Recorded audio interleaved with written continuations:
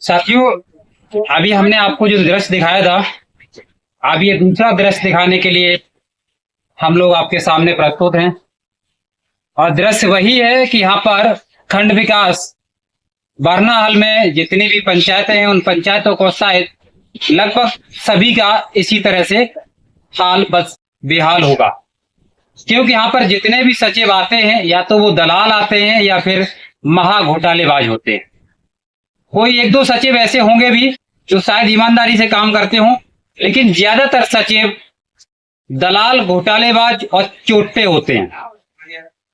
अब मैं इस वक्त जहां खड़ा हूं, ये गोपियापुर पंचायत का तुलसीपुर गांव है। और इस तुलसीपुर गांव के कुछ घर भी हैं जो मुस्लिम समुदाय के हैं। वो मैं दिखाने का प्रयास करूंगा कि इनकी स्थिति कैसी है और इनकी स्थिति सुधारने के लिए अभी तक सचिव ने इनका सहयोग क्यों नहीं किया। सहयोग की तो बात छोड़िए, सचिव इनके दरवाजे पर या इनका कभी भी हालचाल या प्रधान से भी जानने का प्रयास नहीं किया कि आखिर आपके गांव में कितने ऐसे लोग हैं जिनके पास रहने के लिए घर नहीं है, पीने के लिए स्वच्छ पानी नहीं है, यहाँ तक कि इनके पास जो राशन कार्ड है वो बीपीएल कैटेगरी का है, जबकि ये अंत्योदय श्रेणी में आते हैं। इनके पास खेती भी नहीं है इतनी, ये मजदूरी करते हैं खेतों में, तब जाके अपना गुजारा कर पाते हैं पूरी साल का। और सबसे बड़ी बात है कि इनके पति भी नहीं है। ठीक है, अब मैं आप लोगों को रूबरू कराऊंगा जहां पर खड़े हैं, उनकी समस्याएं क्या है, उनके घर में कौन कौन लोग मौजूद हैं, कैसे अपना जीवन यापन कर रहे हैं और कैसे सरकार के तमाम वो अधिकारी इनको ठेंगा दिखाने का काम कर रहे हैं, इनको लूटने का काम कर रहे हैं। वही भ्रष्टाचार, वही लूट आज हम इनकी खोलने के लिए तुलसीपुर गांव में मौजूद हैं। आइए चलते हैं, देखते हैं क्या है इनका सीन। तो नमस्कार माता जी, आप ये बताइए कि आप कितने सालों से यहाँ पर रहती हैं? सारी उम्र हो गई बेटा, यही। अच्छा, सारी उम्र हो गई, लेकिन लेकिन आपकी समस्या को किसी ने गंभीरता से नहीं लिया।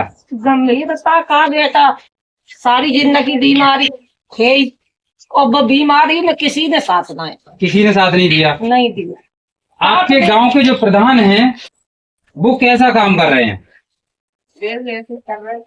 प्रधान ने जो करते तो 5 साल रह गई, अब तक आवास आ जाता। नहीं, प्रधान जी तो ये कह रहे हैं कि हम तो काम करने के लिए तैयार हैं, लेकिन जो सचिव है वो पैसा ही नहीं निकाल रहा है। हम काम करते हैं, हम तो ये बात है जानता ना है, हम जो काम करते हैं सचिव साइन नहीं कर रहा है। अब मैं तो ये कहता हूँ, अगर प्रधान गांव का व्यक्ति है तो सचिव का रोल ही नहीं होना चाहिए। प्रधान जो काम करेगा, सरकार उसको पैसे ट्रांसफर करे खाते में।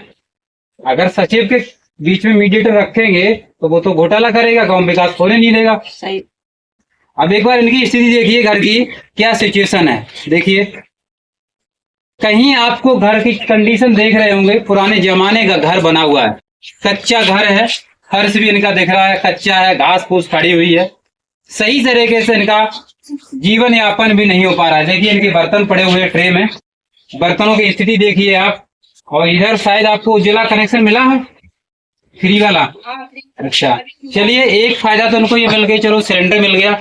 लेकिन सिलेंडर के साथ साथ पॉइंट आया तो मैं बोलूंगा, वर्तमान प्रधानमंत्री माननीय श्री नरेंद्र मोदी जी के लिए आपने लोगों को उज्ज्वला कनेक्शन तो उपलब्ध करा दिए, लेकिन सिलेंडर की कीमत कभी आपने सोचा ये गरीब कहां से पैसे लाएंगे?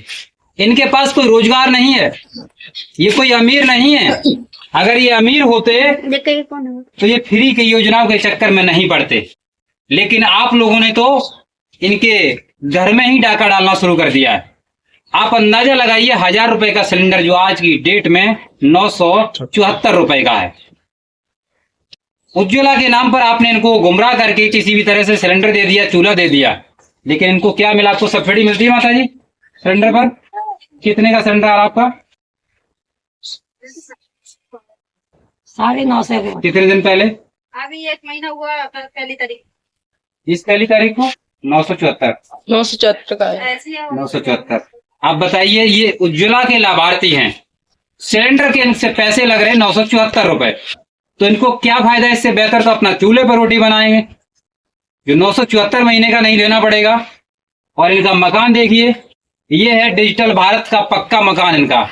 मोदी जी थोड़ा ध्यान दीजिए, और योगी जी आपसे भी मेरा रिक्वेस्ट है, आप उत्तर प्रदेश के मुख्यमंत्री हैं और मुख्यमंत्री होने के साथ साथ 2027 भी नजदीक है। अगर ऐसे गरीब बेसहारा लोगों के ऐसे कच्चे मकान रहेंगे तो कैसे क्या होगा। थोड़ा आगे आइए, ये देखिए, ये सीढ़ियां आपको दिख रही है, कच्ची सीढ़ियां हैं, इनको कहीं पक्का मत समझ लेना।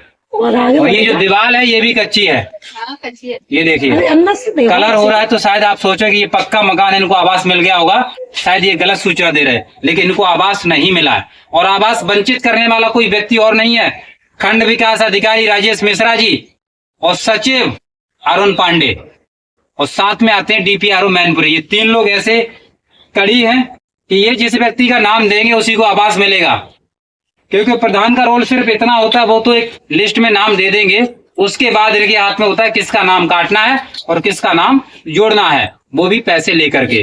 एक बार अंदर का दृश्य दिखाएंगे,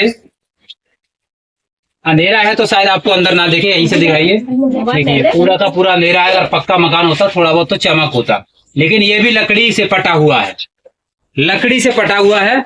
अब आप बताइए, आप थोड़ा बाहर आ जाइए, कुछ अपने शब्द कहिए। आपके जो सचिव कभी गांव में आए, आपसे पूछा समस्या क्या है? हमसे कुछ नहीं, किसी ने कभी नहीं पूछा? नहीं। कभी कोई सरकार का कोई अधिकारी आया हो आपकी समस्या अभी सुनने? कॉलोनी के चक्कर में आया था, फिर नहीं आया, देख फिर नहीं के आया। चला गया। अच्छा। वीडियो बनाया अंदर की, अच्छा। फिर वापस हो गया। तो ये बताइए, जो योगी जी बात करते हैं सबका साथ सबका विकास, तो उस कैटेगरी में आपको योगी जी ने रखा है या नहीं रखा है? अब क्या पता रखा के नहीं रखते तो सबका अच्छे से- साथ सबका विकास, तो आपका मकान पक्का हो जाता। हाँ, और ये जो आपको कच्चा पड़ा, पीने- हम तो कच्चे भी रह रहे हैं। आपको पीने का स्वच्छ पानी मिलता, पानी तो और क्या नल पे से लेके आते लेकिन स्वच्छ तो नहीं है। उस पानी को अगर चेक कराया जाए तो उसमें भी कमियां निकलेंगी। हैं। नमाम गंगे तहत जो टंकी लगनी थी, वो टंकी भी आपके दरवाजे पे कहीं नजर नहीं आ रही, लगी है। नहीं लगी है। नहीं। तो देखा, ये है गोपियापुर पंचायत की तस्वीर और तुलसीपुर गांव की। तो माता जी आप अपनी व्यथा सुनाइए जो योगी तक पहुंचे और कुछ आपके लिए करें वो। बेटा हमको सारी जिंदगी जाई में मोई उम्र नहीं करेगा, ये आवास नहीं मिलता। आपको पेंशन मिलती है? पेंशन तो बनाए मिलती है ना? अच्छा, चलिए कुछ तो मिला। तो एक बार योगी जी से आप निवेदन करिए कि हमारी तरफ भी देख लीजिए थोड़ा, बहुत तो हम भी आपकी माँ की समानी हैं।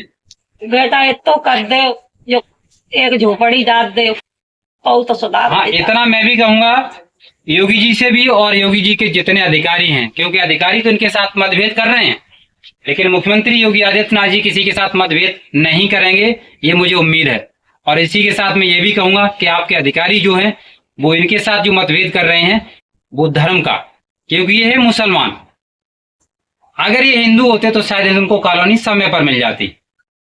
तो इसलिए मैं कहना चाहूंगा योगी आदित्यनाथ जी से कि जो मतभेद आपके अधिकारी इन लोगों के साथ पैदा कर रहे हैं वो मतभेद खत्म होना चाहिए, और इनको एक आवास की जो दरकिनार है, जो आपसे आस है, जो उम्मीद है, वो इनकी उम्मीद को पूरा किया जाए। इनको आवास भी मिलना चाहिए, आवास के साथ साथ इनको नमाम गंगे परियोजना के तहत पीने का स्वच्छ पानी की व्यवस्था होनी चाहिए, क्योंकि इनके घर में अभी माताजी से जो हमने बात कराई, इनके पति मौजूद नहीं है, वो कुछ दिन पहले गुजर गए हैं।